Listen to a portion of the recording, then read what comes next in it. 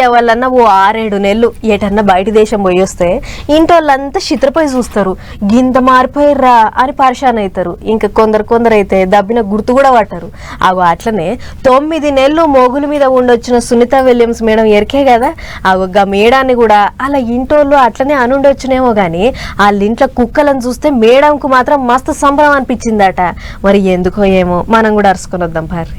9 నెలలు ఇంటికి బాసిన సునీత మేడంను వాళ్ళ ఇంటోళ్ళన్నా గుర్తుపట్టిర్రో లేదో గాని ఇంట్లో పెంచుకుంటున్న కుక్కలు మాత్రం చూడంగానే గుర్తుపట్టినాయి. మమ్మలను ఈడ్చిపెట్టి ఏడికి పోయినావు, రోజు మాకు తిండి టికానా చూసేదానివి, నువ్వు మొగుల మీదకి పోయింది మొదలు మళ్ళా ఎప్పుడొస్తావో అని దునియా అంతా ఎట్లా ఎదురు చూసిందో మేము కూడా గట్లనే ఎదురు చూసినాం. మొత్తానికి మళ్ళా ఇంటికి వచ్చినావు, మాకు సంబరం లెక్కుంది అన్నట్లు కర్రె కుక్క తెల్ల కుక్క తోకలుక్కుండా మేడం ముంగట ఎగిరెగిరి గావరం చేసినాయి. ఇక అన్ని దినాలు పోయి వచ్చినా కూడా కుక్కలు గుర్తుపట్టి పాయరం చూపించుడుతోని అటు మేడం కూడా వచ్చిన బేట ఈ కాడ నుంచి మిమ్మల్ని నిడిచిపెట్టి ఏడికి పోను అన్నట్లు నడుము మీద అటు ఇటు దువ్వి ముద్దులు పెట్టింది.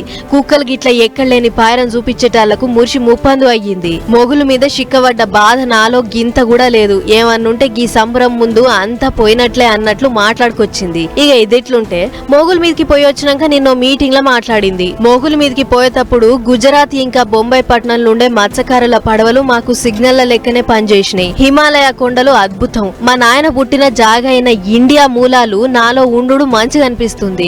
ఒక్కసారి ఇండియా కూడా పోయి వస్తా అన్నట్లు మాట్లాడింది. అంతేకాదు నాకు భూమి మీద ఉండు కంటే మొగుల మీద ఉండు మస్తు సంబరం అనిపించింది. ఆడ ఉన్నన్ని దినాలు ఏదో ప్రయోగం చేస్తూనే ఉన్నా. నా వల్ల దునియాకు ఎంతో కొంత ఫాయిదా ఉండాలి, అదే నా ఆలోచన అన్నట్లు మాట్లాడుకొచ్చింది. అంత మంచిగా ఉంటే మళ్ళా కూడా మొగుల మీదకి పోతా, ఇంకా కొత్త కొత్త ప్రయోగాలు చేస్తా అని చెప్పుకొచ్చింది. ఏదేమైనా ఒక్క రాత్రి ఊరు గాని ఊర్లో ఉంటేనే ఎట్లనో అనిపిస్తది. అసొంటిది 9 నెలలు మొగుల మీద ఉండొచ్చు